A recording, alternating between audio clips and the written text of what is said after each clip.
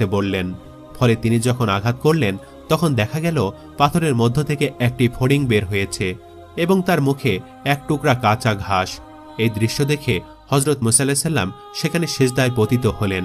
কিছুক্ষণ পরে আল্লাহ তাআলার পক্ষ থেকে নবীকে সালাম প্রদান করে বিদায় দেওয়া হলো।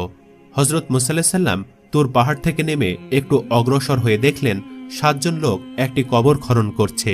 তখন নবী তাদেরকে জিজ্ঞেস করলেন, ভাইরা আমার, তোমরা এই নির্জন এলাকায় কার কবর খুঁড়ছ? তারা বললেন, আপনার ন্যায় একজন মহৎ ব্যক্তির কবর খনন করছি।